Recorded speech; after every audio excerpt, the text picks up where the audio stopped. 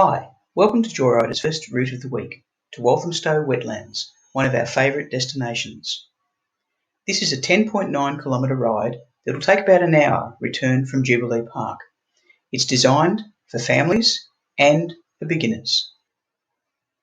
Regular JoyRiders will be very familiar with our start point, Leighton Jubilee Park. We proceed along Marsh Lane to Orient Way, where we turn right onto a two-way cycle track. Stay in single file along the left of the track.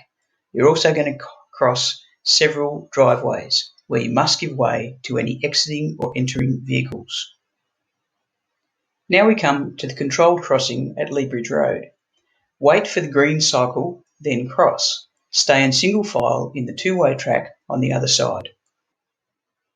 You're going to travel down Argyle Way for a distance until you reach some pedestrian lights. Then you're going to cut across into a car park following the bike track. Do look out for the roadworks around that area. Once you've travelled through the car park, you're going to cross at the new pedestrian bike crossing and then go up the newly laid black path. Do look out for the blind turn. Sound your bell, call out, and be very careful of anyone coming the other way. There are also roadworks at the moment at the other end of the black path. You'll then proceed onto the road and turn into the cycle path going across to the South Access Road.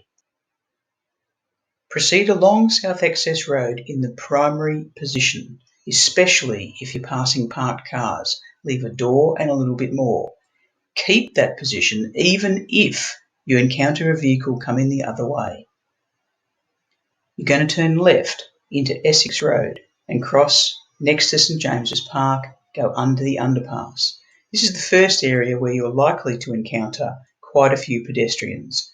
Do keep in mind you must stay 2 metres away from them.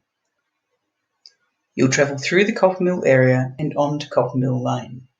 Again, be aware there'll be many pedestrians and bike riders going down and up here. Make sure you keep social distancing in mind. And then you'll arrive at the entry to the wetlands. Welcome! Within the wetlands, you're also likely to encounter other cyclists and pedestrians, some of whom will not be following the rules. You'll need to move over and get out of their way. Nonetheless, you can enjoy the great sights of the wetlands. We're going to cycle down to the engine room and then we're going to turn around and come back again. This is a good opportunity to stop for a drink or a snack. Back out and up Coppermill Lane.